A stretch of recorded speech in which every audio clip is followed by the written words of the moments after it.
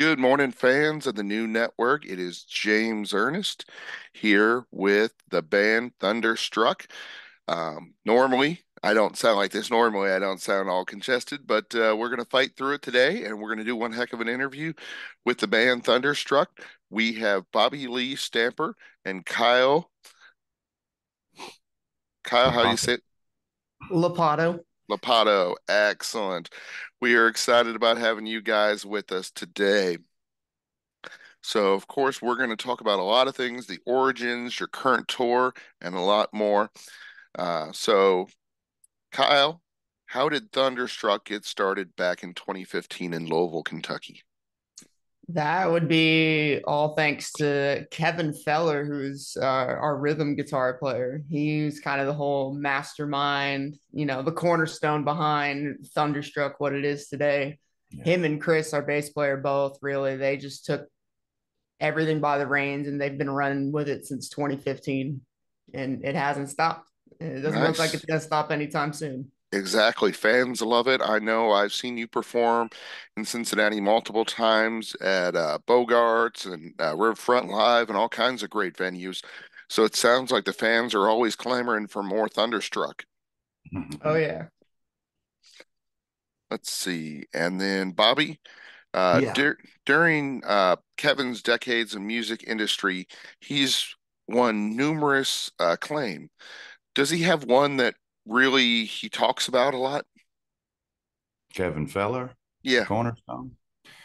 This is definitely his most esteemed project. He's been in a lot of bands, going back to the 80s, club bands and so forth. But then he was out of music for a while after he got married and the first time. And yeah, this is definitely the one that he had a dream of making big from the start. It actually began in he started it in like 2010 or 11, I think, but it was just wasn't called Thunderstruck then. It was called Bonfire.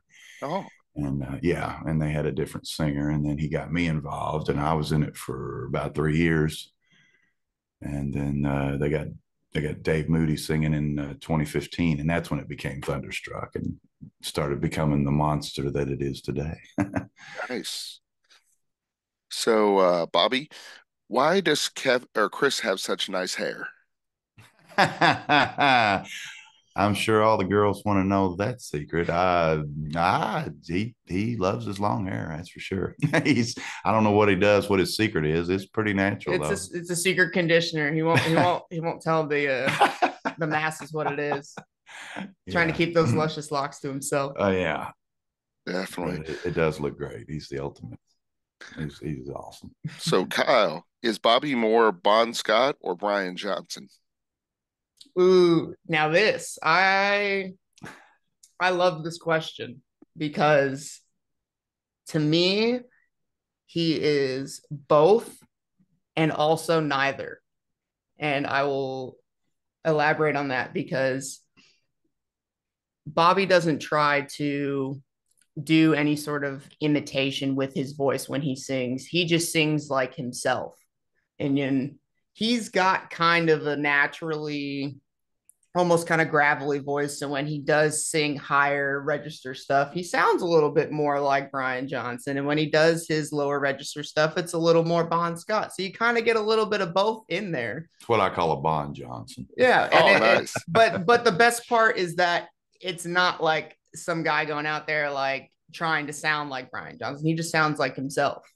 And I feel like not a whole lot of people, especially in like the tribute band world, kind of do that. And that's something that I personally love. Good morning. Um, Hey, sorry. So, how's who else everybody? do we have the pleasure of talking to today? Hey, my name's Chris. I'm the bassist. Excellent. And you're one of the founding members. Correct. Yeah. That is awesome. They were just telling me about how that all got started with you and Kevin. Yeah. Yeah. Mostly Kevin. He was in the band. He started about 6 months before I joined. So, give him his props. He definitely was the originator, not me. But I came in very early, and definitely watched this thing and helped grow it from, a little bar band to what it is now. Oh yeah, it's gotten huge. I was telling them about how many times at Bogarts and Oh yeah. Riverfront Live, that you guys have been all around the tri-state area, and then how fans love you all. Yeah, it's great, man. It's cool. You know, we've grown even beyond that. You know, we were just in Seattle earlier this year. We got back from Florida. What else were we? Louisiana, Oh, Florida, wow. Atlanta, you know, Georgia. Georgia. that was just this last weekend. Now we're going up to Wisconsin, and then we have Riverfront Live in Mm, Cincinnati on Saturday. You know, so we're definitely it's awesome. It's fun. exactly.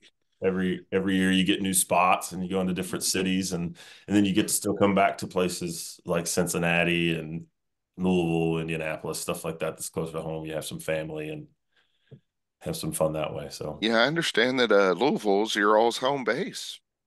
Yeah. yeah, I think I'm actually the only one that lives in Louisville. Well, Corey, our drummer, lives here now too. The rest of the guys are over in Southern Indiana, just across the bridge. Close enough. Yeah. And I was going to say, it's not like it was anything wild or far away. Like if you were to like, they're up by Notre Dame. Yeah, then that's, 5 hour drive. But Yeah, yeah, it's Southern Indiana, that's close enough. It's all good. Makes it easy for you all to commute. But like you said, some of the other places that you've gone to, oh my gosh, yeah, the travel logistics behind those must have been a pain in the neck. well, we're coast to coast, top to bottom, east to west. It's we've gone everywhere. We've been fortunate to have a bus for the majority of that. Sans, the times we don't talk about where it's broke down. Mm. Those the dark ages. We'll leave those. We'll leave those Could on. write a book on that stuff. Yeah, we're very fortunate to travel in comfort most of the time. That Yeah. is Yeah. awesome. Yeah. And then the other thing you're quite fortunate on, and I'm a little jealous of, Chris, is your hair. Well, right now, I got caught in the rain yesterday cutting the grass, so Ooh. it's a little crazy right now. But yeah, it gets me by. Heck yeah. It does the job, that's for sure. So how'd you learn to play the bass? Um, well, kind of a convoluted story is I really started out playing drums. Um, and then a buddy of mine who lived across the street, he played a little guitar, and then we ended up switching back and forth, learning things that way. And the opportunity came to join this, and I had fooled around with guitar. I can play guitar too, and I had played basses, but I never really played bass with any serious intent. And then the opportunity to join this band came about, and I went out and bought a bass, an amp that weekend, and just started grinding it out because it's really not the mechanics of it aren't that different from guitar. It's just some of the fundamentals. But yeah, just kind of I picked it up specifically for this. That is awesome. And the To other thing the I think opinion is somewhat. mhm. Another thing I think is really cool is how your number one fan is also your son. How much does it mean to you to have him be your biggest fan? Oh, it's great, man. Love having him come out. It's a pretty cool thing to have grown up with this music and, have the love and appreciation for it that I have. His name's Malcolm, so he was named after the rhythm guitarist for AC/DC. To see him grow up and kind of fall in love with some of the same music that I did it's very cool to watch. It means a lot. Definitely, definitely adds another layer of fun to it for sure. And another thing that's fun, we you just walked in on one of Kyle, or Kevin's favorite questions. We or Kyle's favorite questions about Bon Scott versus Brian Johnson and Uh, which one Bobby is. well, Bobby likes to call himself a Bon Johnson. He loves that.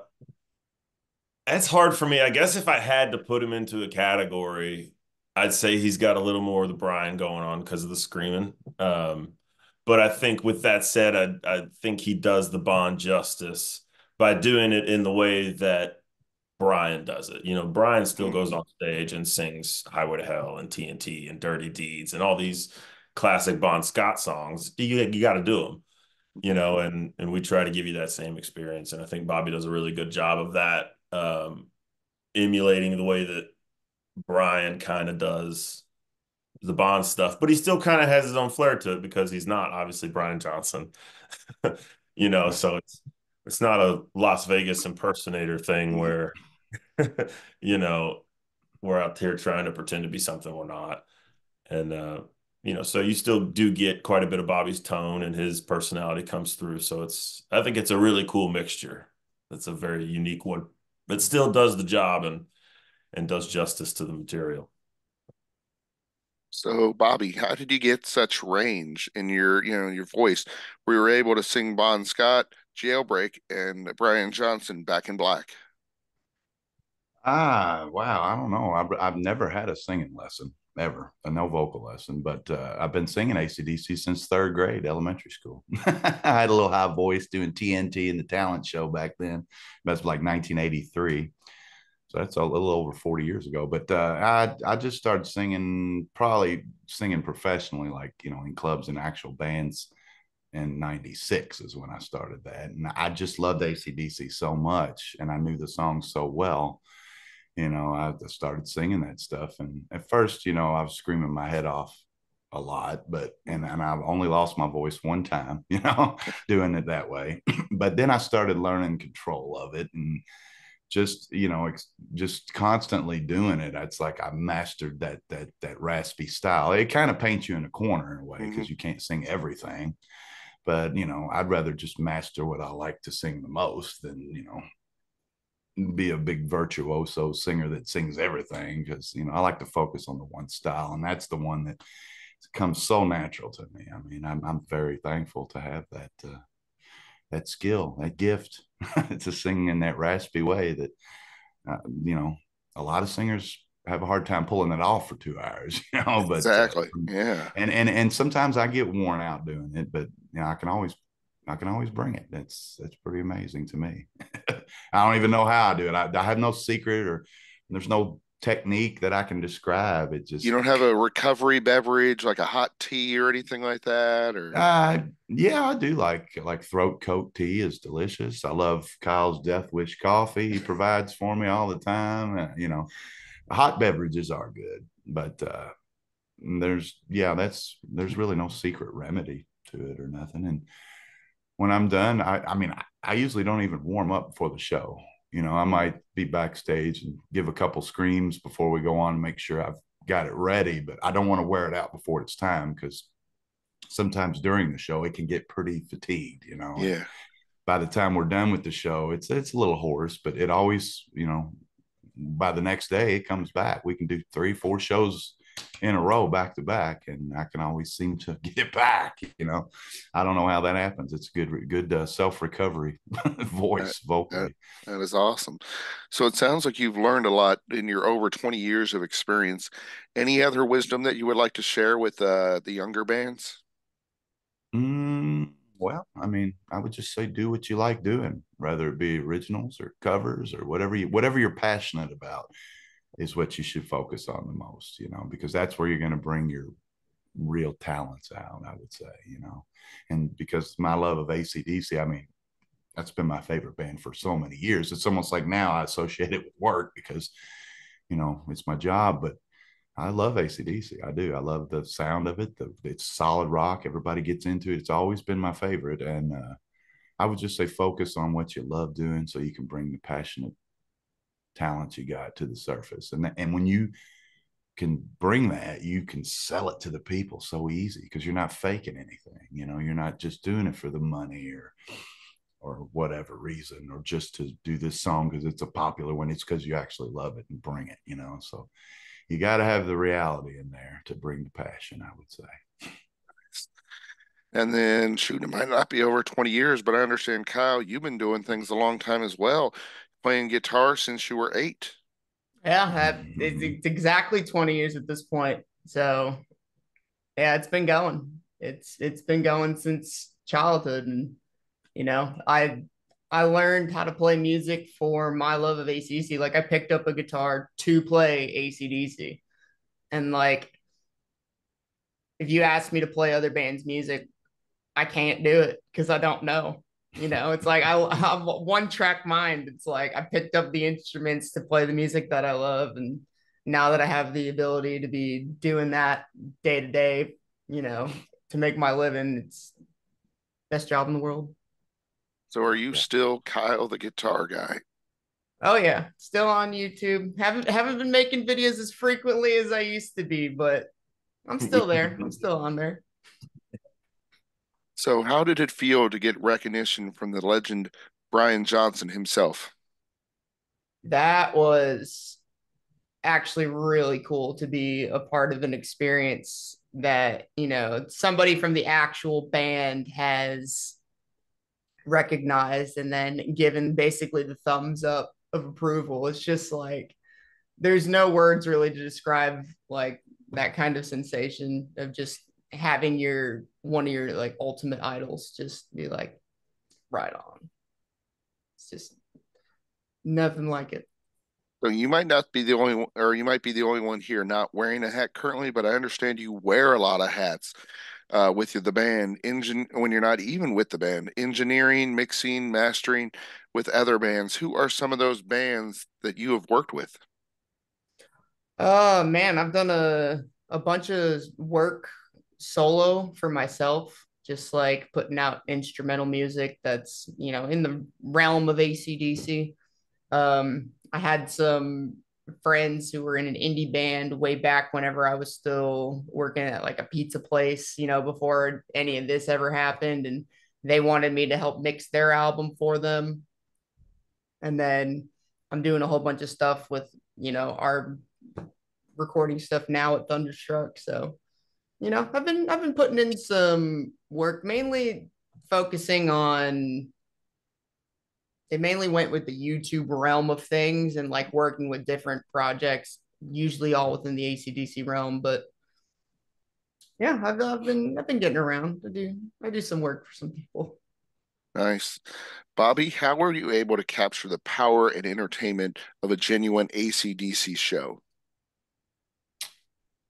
Well, like I said before, the music is so powerful and so strong and so, exciting. Good thumping beat, heavy bass, rocking drums. Corey's back there nailing it on the drums and the tempos, the audience. I come out there and usually people are up and enthused right away when we hit the stage. They're all chanting with it and rocking. I get energy from that. And I just, but even if the audience is smaller or whatever, I still bring it. We bring the show no matter who's there, or how many's there, but it's just something I love. It's like built in. It's almost like a flick of switch, no pun intended, with the Mhm. Flick of the Switch album.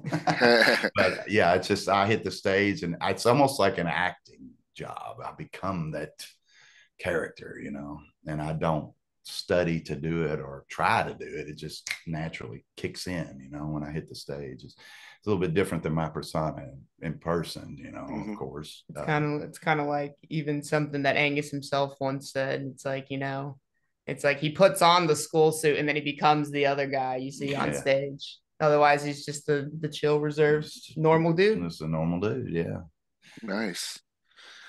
Yeah, I was gonna say, shoot, I had the New Zealand band the other day, Devil Skin, and they were talking kind of the same thing about how that you have to put on the suit, you have to put on the character, otherwise, shoot your normal self, and it's not going to be the same performance.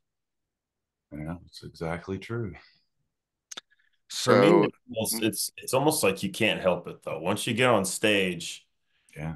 the music starts, I feel like it kind of probably goes for everybody else that's in the band too. But once that music gets thumping, you can't help mhm, but start Uh, to groove along with it. yeah, And that helps that we love it. But that's part of it. I could be running on 2 hours of sleep, sitting backstage, wanting to do anything but get on stage and play a show.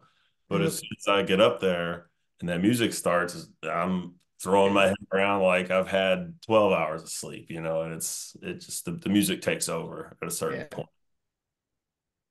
It's a So, wave, and you ride that wave the whole yeah, time. 100%. so Kyle, I know fans are excited about this Saturday, May 11th, Riverfront Live, Cincinnati, Ohio. Why are you so excited? I'm excited because this is one of those venues in particular, at least for me, that we've played. I've played it a couple of times now, which is more than a lot of the places that we've been at, and it's always a fun experience, no matter what. Like we get there, I know exactly what the stage is like. I know what the PA is going to sound like once we get going. I know how the crowd interacts there whenever, whenever we're really rocking and they're into it. And, every time, at least with me, every time that we've gone there, there's always been more people, more energy, and it's just been growing and growing and growing and growing and growing.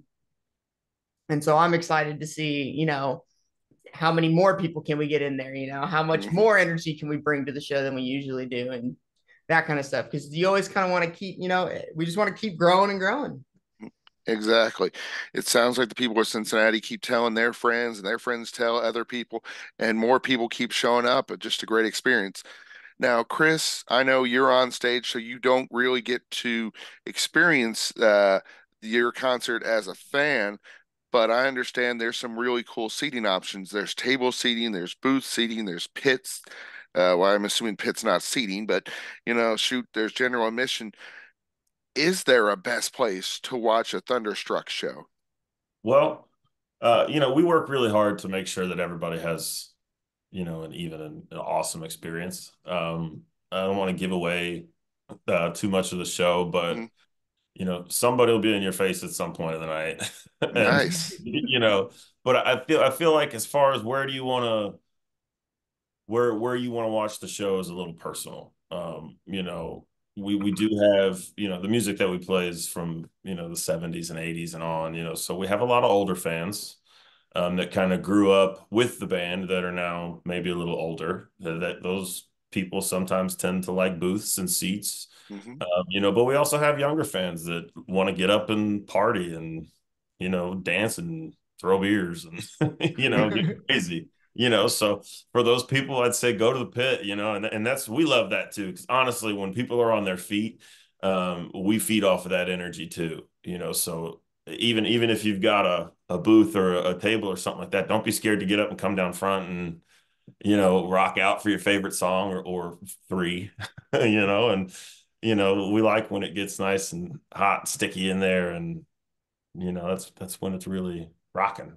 When you So can Nice. smell the rock and roll, personal it's good. preference, but we definitely prefer everybody on their feet. That's Oh as yeah. much as you can, obviously. Don't hurt yourself or be uncomfortable. Exactly. Yeah, you don't want to overdo it, but still Yeah. have fun. So, Chris, Thunderstruck works with a lot of great promoters and festivals. What is it like working with Live Nation? Live Nation. Live Nation's great to work with, to be honest with you. It's one of the companies that if it's a Live Nation room, you're gonna have a very nice stage, a very nice PA. You're gonna have a decent green room where you can actually, sit down and relax and stretch your legs. A lot of times those it's where you get fed, and you get, I think that they just passed something. It was last year, at some point. I don't know what they're called, on the road again or something like that, where Mm. they were giving bonuses out Ooh, to bands for just for playing a Live Nation room. I think they gave us $750 in gas gift cards, oh, to nice. put diesel in the bus, Hmm. and then I think they gave us another 250 or something like that to buy groceries for the bus. So it's like and stuff like that, man. It's being out on the road, and granted, we're not out on the road as tough and as rigorous as other bands. We do 3-4 days at a time, and then we come home for a couple days and we go back out. But to be out on the road for multiple days, that'll take a toll on you. So places like Live Nation, they really do a great job of accommodating us. They market well, so you can always pretty much expect a crowd. They're very good at promotion. So it's always a blast and a blessing to work with those guys. Bobby, if you were to toast the legendary Hall of Fame band AC/DC, what would you say and what would you drink? Wow. Man, that's an on the spot question. I would just say thank you for all your decades of high voltage rock, and I totally salute you. And I would probably be drinking a some kind of energy drink, a Monster, Red Bull, or one of them rain energy drinks, something like Okay, so that. not an alcohol fan. No, not anymore. I had my time with that. That's something I had to put aside in order to maintain the professionalism of what we're doing. Back in my bar days with Bonfire, where we was before, I was heavy into that, and I didn't take it seriously, like, because the platform we were on, it was 3 sets a night in a bar. We're taking 30-minute breaks, and yeah, I did a lot of drinking back then. But nowadays I just focus on the good times of the band. I don't need that stuff. Nice. So, like the band members at Do Imbibe, I can imagine are drinking number one tequila, correct? Oh yeah, whenever Oh possible. yeah, So, definitely. Sure. so Chris, how does number one tequila make a blue collar fan of Thunderstruck feel like a king? Feel like a king. Yeah. Well, that's a good question. That's one I'd probably have to kick over to my friend Alex Ramundo for some really good information. But I Mm, can tell you that we have some sponsored drinks that we do with them at certain shows that we'll partner up with those guys, and we'll do like I think it's called a Thunderstruck, and it's I wish I could remember the ingredients and tell you what it was, but it's very good. And the tequila by itself is also very good. It's very smooth. It's it's not the tequila you had in high school. It's very good. that is awesome. Well, Kyle, since you seem like the tech guy, you probably know, or actually, we know you're the internet guy because of the Kyle, the guitar guy. Could you tell us about your website and social media before we let you go? Yeah, you guys can check out the band's website at thunderstruckus.com. That's got literally um, tour dates, merch, all that stuff. And you can check us out on Facebook, Instagram, literally any social media, official Thunderstruck US. Awesome. It has been a pleasure having all three of you as guests on the show, and we look forward to your big performance this Saturday at Riverfront Live. Yeah. Thanks for having Yeah. us. Thank you. Yeah, it's been great.